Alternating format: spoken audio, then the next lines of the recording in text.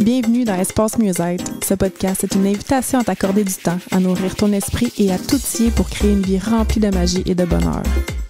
Ici, on te fait découvrir des outils et des inspirations pour que tu te sentes amoureuse de ta vie, abondante, libre et rayonnante. On va plonger dans les multiples dimensions du mieux-être, que ce soit au niveau personnel, énergétique, émotionnel, relationnel ou professionnel.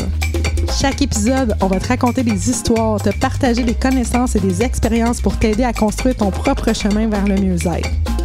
Alors, si tu es prête à te connecter à ton moi intérieur et à explorer les possibilités infinies du mieux-être, installe-toi confortablement, ferme les yeux et respire profondément. Laisse-toi emporter par les conversations inspirantes, les conseils pratiques et les moments de détente que te réserve le podcast Espace Mieux-être. Bienvenue sur le podcast Espace Mieux-être. Je m'appelle Julie Lefebvre et je suis avec ma collègue Marie-Ève Moreau. Donc aujourd'hui, dans cet épisode-ci, on avait envie de partager l'histoire de Marie-Ève. Marie-Ève, moi je te connais depuis 2016. Oui, ça fait déjà 7 ans. Ouais, déjà 7 ans. Pour vrai, t'avais quel âge à l'époque? Eh boy, moi puis les chiffres, hein? 27. 33 moins 7. 26. 26, oui, j'avais pas. Ouais. Okay. 26 ans, mais évidemment, tu avais une vie avant moi. Mm-hmm. Fait que j'ai envie qu'on partage un petit peu ton parcours parce que je trouve ça vraiment inspirant. Moi, je t'ai connue, t'étais chez Desjardins, t'étais avec le père de tes enfants. Bref, t'as viré ta vie à 180. Puis je trouve que c'est inspirant. C'est inspirant de te voir aller. C'est d'ailleurs la raison pourquoi j'ai fait comme « Oh my God, Marie, j'ai tellement le goût maintenant de travailler avec elle. » Ben, j'avais le goût dans ce temps-là aussi. Mais je trouve que ton évolution m'a vraiment beaucoup inspirée. Fait que j'avais envie qu'on en parle. Ça te va? Ça fait plaisir, bien sûr.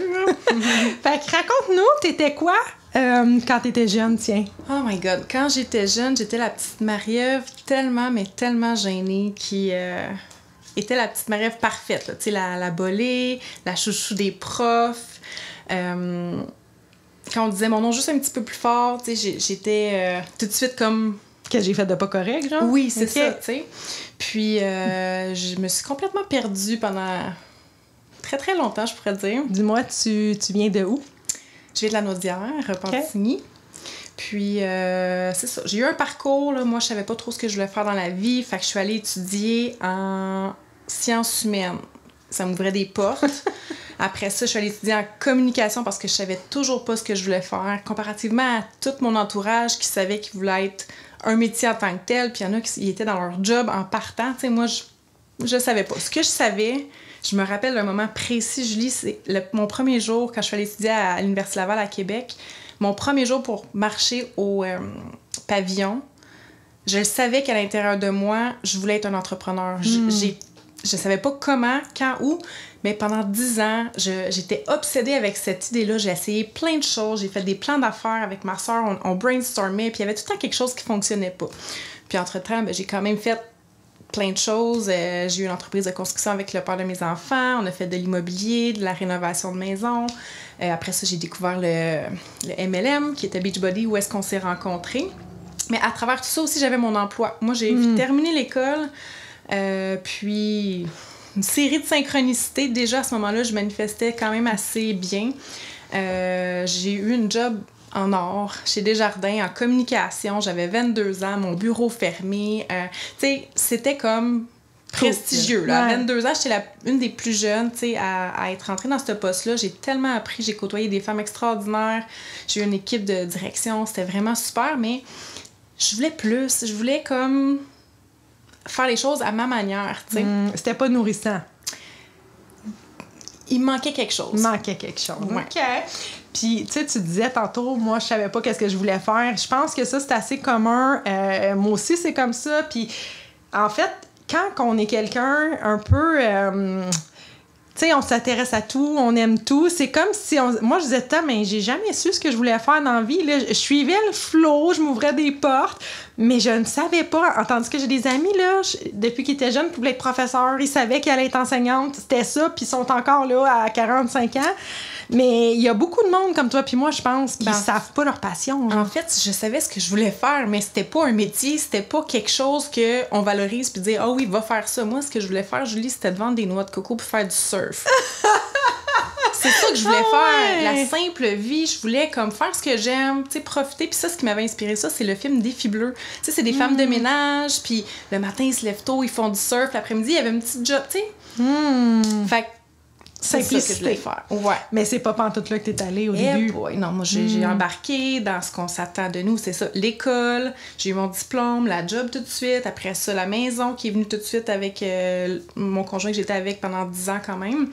Les enfants, 1, 2, 3, assez rapidement, avec un projet immobilier beaucoup trop ambitieux. Tu sais, à ce moment-là, j'étais complètement déconnectée. Je voulais être millionnaire. Tu sais, c'était tout dans l'avoir et le faire. Tout.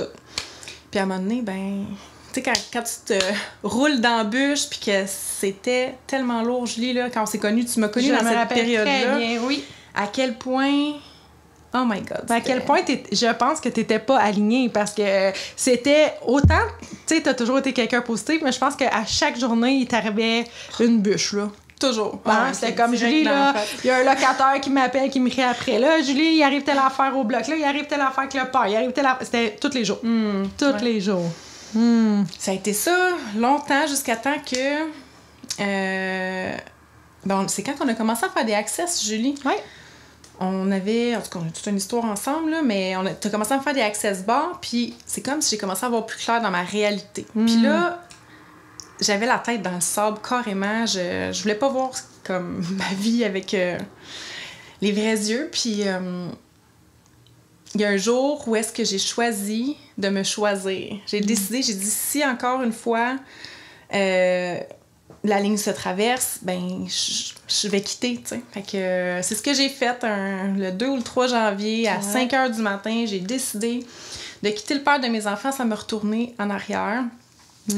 Puis, ça a été parsemé d'embûches et tout ça, mais ça m'a tellement réalignée. Puis, lui aussi, de son côté, c'est pour le mieux. C'est pour toute la famille que c'est pour le mieux. Puis, c'est ça. OK! Puis, côté professionnel aussi, là, c'est tout un parcours là-dedans, parce que ça, c'était en quelle année? Tu dis 2 janvier 2019. Ça fait... 2019. Fait que là... Dans le fond, t'étais enceinte? Non, t'avais déjà la dernière. Mais je me rappelle plus. J'avais mon bébé, elle avait 19 mois quand je me suis séparée. J'allaitais encore. Wow. Ça a été tout un changement parce que moi, j'étais en couple, mais j'étais toute seule. J'avais mes 3 enfants toute seule. Donc là, je me séparais, puis j'avais un enfant de moins. Je tombais de 4 à 3. Fait que ça a été comme pour moi une libération à ce niveau-là. Mais là, au niveau professionnel, j'avais été en arrêt de travail parce que ça a été quand même assez éprouvant toute cette période-là de ma vie. Puis, ben, cet été-là, quand je me suis séparée, moi, je voulais pas avoir de responsabilité. Je voulais avoir une liberté. Fait que je voulais pas garder la maison, même si ça aurait été plus simple dans la paperasse et tout ça. Donc, j'ai déménagé dans un camping. C'est vrai. Moi qui n'avais jamais parti de barbecue, jamais parti de feu. Là, je déménage au camping avec mes 3 enfants.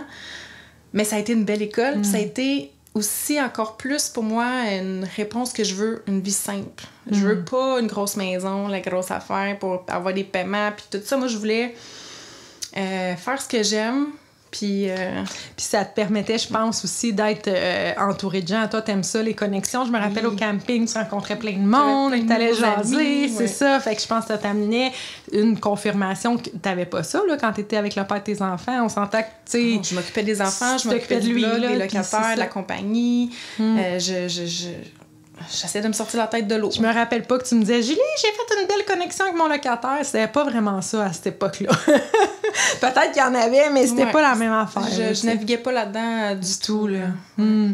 Puis là, t'as laissé Desjardins? Ouais, ça a été, écoute, une belle... ça faisait longtemps que je voulais autre chose, mais là, comment faire ça? Puis ça s'est présenté à moi, Julie, là, je te parlais à FaceTime là, le matin quand que j'ai décidé de donner ma démission. C'est vrai. J'avais vu passer sur Facebook un atelier d'introduction à la canalisation. Puis là, ça m'avait intriguée. Fait que j'étais allée à l'atelier, puis cette journée-là, à cet atelier-là, j'ai canalisé ma démission. J'ai pas écouté l'atelier parce que tout me venait, toutes les réponses. Tu sais, c'est comme si j'avais une clarté sur... C'est là que je le fais, là. Malgré que ça faisait des années, là, c'était comme, tout est là, je le fais. Puis non seulement ça, je vais nommer son nom, Sandra Beauchemin, qui était à l'atelier, je la connaissais pas encore. on devait se canaliser un mot, tu sais, comme un message pour les autres. Puis moi, je voulais pas faire ça pour les autres, je voulais canaliser pour moi. Fait qu'elle canalise pour moi, je canalise pour elle. Puis là, elle commence à me dire, comme... ce qu'elle a canalisé. Puis là, elle dit, c'est bizarre, moi, c'est juste des mots. Puis là, elle dit yoga, lotus, montagne. Puis là, elle dit des mots qui sont pas encore moi, parce que j'étais pas encore dans cette version-là de moi. Puis là, elle dit, je sais pas pourquoi, mais elle dit, je vais te le dire, là, j'ai vu un pic-bois. Puis là, moi, je me mets à pleurer. C'est vrai. Parce que le pic-bois, pour moi, c'était mon plan B. Puis je venais juste d'avoir comme cette solution-là dans ma tête. Si je donne ma démission chez Desjardins, je vais aller travailler au pic-bois, qui est un restaurant dans mon coin. Ça allait être ça. Puis là, elle me dit pic-bois. Je me suis mis à pleurer. Puis là, elle se demandait qu'est-ce qui se passe, tu sais, qu'est-ce que j'ai dit. Puis là, pour moi, c'était comme juste...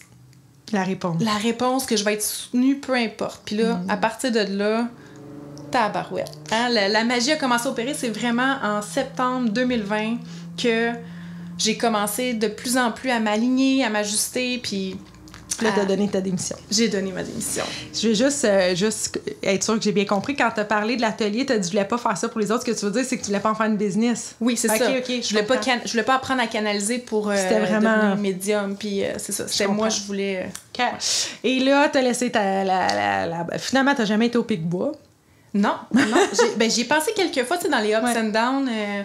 À un moment donné, j'étais pour aller faire quelques samedis, vendredis, tout ça, puis je me disais, c'est pas ça que je veux. Moi, je veux la liberté de choisir. Puis comme les choix que j'ai faits, dans mon mode de vie, j'ai pas une voiture de luxe, j'ai pas une maison à payer, tout ça. J'ai quand même une belle situation qui me permet de pas avoir à travailler avec une job steady. Tu sais, je subviens à mes besoins puis ceux de mes enfants et plus encore facilement avec c'est ça. Ce que j'aime là, ce que je retiens de toi, c'est que je me rappelle qu'à cette époque-là, là, avant ta séparation puis tout ça, c'est comme si à chaque fois que tu m'écrivais, j'avais l'impression plus que t'es pas, quand je dis ça, là, c'est pas comme une victime au sens où t'étais découragée, mais t'étais victime de la vie, là. C'était vraiment ça, là. Julie, il y a un huissier qui vient d'arriver chez nous, tu sais. C'était comme si tu subissais, en fait. Toujours, oui. Puis un des points, tu sais, des moments, des breakthroughs dans ma vie, c'est la lecture du livre « Le pouvoir de choisir ». Ce livre-là est excellent. Je l'ai dévoré. Puis moi, quand je lis un livre, puis quand ça me parle, je le réécris dans mon cahier. J'avais quasiment réécrit le livre au complet. Et d'ailleurs, en ce moment, dans le cadre de ma formation de yoga, en ce moment, c'est un livre obligatoire à lire, puis un résumé de livre à faire. Je le relis 4 ans plus tard. Et tout ce que j'avais lu, que j'avais noté, ben maintenant, je le vis. Julie, c'est comme... Je réussis à créer puis à attirer à moi... mon match énergétique, c'est ça la vie dans le fond. Fait que quand je m'attirais toutes sortes de pépins, toutes sortes d'ennuis, ben c'est parce que c'est juste ça qui renaît dans ma tête. Vraiment. Mais je trouve ça beau parce que tu sais, la journée où t'as dit je me choisis, maintenant tu te libères à mesure. Si ça vibre pas, c'est non. Si ça vibre, tu y vas. C'est vraiment. Je trouve que t'es quelqu'un qui veut évoluer, qui grandit, qui s'observe, qui va chercher les ressources. Fait que je trouve ça beau. Je voulais te dire. Ça m'inspire beaucoup. Ben, c'est vrai. Puis malgré le fait que t'es pas dans le cadre puis que tu te faisais juger, hein, quand même, dans ta famille, autour de toi, c'est comme, ben, qu'est-ce que tu fais? Ben, je pense que t'as quand même des bonnes amies qui étaient là, mais puis quand même... c'est que toute ma famille sont à leur compte, sont entrepreneurs. J'étais la seule qui avait une job avec ma mère, mais puis eux me disaient tout le temps, oh non, c'est comme si pour eux, c'était sécuritaire que je sois dans ce cadre-là, tu sais, que... Mais pour moi, c'était comme souffrant, tu sais. Ouais. C'est spécial, hein, quand même. Fait que là, maintenant, comment se passe ta vie aujourd'hui, là, en 2023? Oh my God! Ben, en fait, comme je dis, depuis 2020, depuis que j'ai donné ma démission, Julie, c'est de la magie, là. Tu sais, c'est comme tout le temps de mieux en mieux. Puis je travaille avec cette formule-là, cette formule magique-là de comment ça devient mieux que ça. J'attire à moi tellement de belles opportunités, des belles rencontres. Tu sais, c'est comme... Ça, cette formule-là, c'est une formule d'Access Consciousness qui est juste de poser la question comment ça devient mieux que ça. Moi, comment je le vois, c'est que ça nous évite de partir dans notre mental, d'en chercher des solutions. Puis c'est comme pour mettre un stop à la spirale négative, comme tu dis. Quand, on peut utiliser cet outil-là quand ça va bien pour que ça aille encore mieux, mais ça peut aussi être quand il y a quelque chose qui va pas bien. Au lieu de commencer ce matin, avant que tu arrives, j'étais comme « Ah, je file pas, j'ai pas dormi, c'est-tu ça? C'est-tu ma préménopause? » Là, je suis partie, puis à un moment donné, j'ai dit « Hey, comment ça devient mieux que ça? » C'est comme si ça l'arrête, parce que de penser à c'est quoi les solutions, ça fait juste nous ramener encore plus creux. Fait que je voulais juste expliquer cet outil-là, comment ça devient mieux que ça. Ça permet d'arrêter le mental puis de s'ouvrir aux possibilités, en fait. Puis c'est toujours mieux, finalement. On a fait quelque chose qui m'a ramené super en joie, puis finalement, c'est encore mieux que c'était hier, là, tu sais. C'est ça. Fait que dans le fond, tu sais, dans ces années-là, je me suis créé une vie à mon image, tu sais, puis c'est toujours en amélioration, c'est toujours en réajustement. J'essaie beaucoup de sortir de « il faut que ce soit comme ça », parce que j'avais une rigidité aussi avant, Julie. J'étais tellement contrôlante, fallait que je sache tout à l'avance, comment ça va se passer, qui va être là, qu'est-ce qu'on va manger, je vais-tu avoir le temps de respirer. Tu sais, c'était tellement rodé. Maintenant, qu'est-ce que je fais ce soir? Tu sais pas. Je le sais pas, puis je vais me laisser aller où est-ce que la vie va me mener. Je crée tout le temps plein de belles... C'est comme de l'insécurité, parce que je vais avoir le temps de respirer, ça me parle beaucoup aussi, mais c'est comme si on dirait c'est que dans le fond, quand t'étais avec des gens, puis dans l'activité, t'étais pas toi-même. Tu t'oubliais complètement. J'essayais tout le temps de combler un vide. À ce moment-là, j'étais tellement dans... je me connaissais pas, first of all. J'avais jamais pris le temps de connecter avec moi. Puis, c'est ça. Comment tu fais pour prendre du temps pour connecter avec toi qui as 3 enfants, qui a une vie super occupée? Comment tu t'as fait? Tu sais, tu as des enfants en jeune âge, là, on s'entend. Comment tu as fait pour mettre ça dans ta routine, de faire face au jugement des autres? Là? Je sais que des fois, tu te fais dire « Ah, là, tes enfants, nanana. » Comment tu as fait pour rentrer ça? Parce que je pense qu'il y a beaucoup de mamans que ça pourrait inspirer, qui me disent tout le temps « J'ai pas le temps, j'ai pas le temps, j'ai pas le temps. » Tu sais, avant de me séparer, j'ai vécu une dépression, puis je prenais pas ce temps-là pour moi. Fait qu'à un moment donné, si je prends pas le temps pour moi, qui va le prendre? Puis là, tu veux que tes enfants soient bien, parce que là, quand ça va pas bien, toi, c'est le chaos, là. Tu sais, la famille, on est comme quand même les mamans, le pilier de la famille. Fait que quand on n'est pas capable d'avoir une harmonie, un équilibre, ben c'est toute la famille qui en paye le coup. Fait que pour moi, ça a été une priorité. À mon 2e bébé, c'est là que j'ai commencé à me remettre en forme et tout ça. Fait que moi, c'est le matin. Je suis une fille très matinale. Fait que je me lève plus tôt que les enfants. Puis au début, c'était pas parfait, hein, Julie? J'avais les 2 bébés par-dessus moi. Puis j'essayais de journaler, ça marchait pas. Mais j'ai tout le temps fait grandir mes pratiques. T'sais. Au début, c'était 1 fois par mois, là, mes rituels de lune. Là, j'avais 5 minutes parce que mon bébé il pleurait en bas. J'habitais chez mon père. On avait eu un dégât d'eau. C'était comme... C'est vrai. Je prenais 5 minutes par mois, là. Puis maintenant, je prends des semaines au complet, là, pour aller faire une formation, une retraite. J'aime ça. Part de ce que tu fais, grossis-le. J'adore cet outil-là aussi. Fait que c'est vrai, t'as commencé à 1 fois par mois, tu faisais ça rapidement, tes petits rituels. Puis, tu sais, ça évolue. J'écoute vraiment qu'est-ce que j'ai besoin en ce moment. On est cyclique, on est des femmes. Fait que c'est pas vrai que ce que j'ai besoin aujourd'hui, c'est la même chose la semaine prochaine. Fait que je suis beaucoup plus dans l'ouverture d'accueillir qu'est-ce que j'ai besoin dans le moment, puis pas rester dans la rigidité de... J'adore. Faire les choses. Puis, tu sais, j'ai envie de faire du push sur ce que tu dis, de prendre du temps. Moi, je dis tout le temps, les moments de repos, d'arrêt avec soi-même sont partie intégrante de notre succès et de notre évolution. C'est pas à genre faire 10 000 formations en développement personnel, puis tout ça, un après l'autre, écouter des vidéos. C'est correct d'en écouter, mais l'intégration est super importante. Le break où ce que tu restes avec toi-même, tu t'arrêtes, puis tu laisses déposer ce qui est là. Ça fait partie, tu sais, le 7e jour, le Seigneur se reposa, là, c'est pas pour rien. Ça fait partie, mais on a oublié ça aujourd'hui. On est trop dans l'action, on est trop...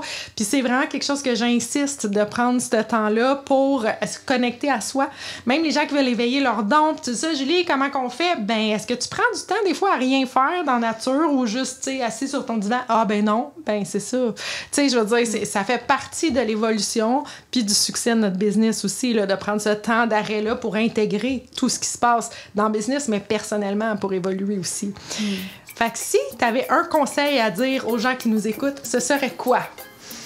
De suivre la légèreté, la joie, qu'est-ce qui nous fait vibrer, c'est vraiment ça la clé pour se créer une vie qui nous plaît, dans le fond, pas la vie de quelqu'un d'autre. Écouter qu'est-ce qui nous met dans la joie, peu importe ce que les autres en pensent. J'adore. Merci beaucoup. Donc, écoutez ce qui nous met en joie, en légèreté, qui est simple, qui est facile. Merci Marie, c'est super inspirant, vraiment. Merci beaucoup. Merci à ceux qui ont été là. Et je te dis à la prochaine. À la prochaine.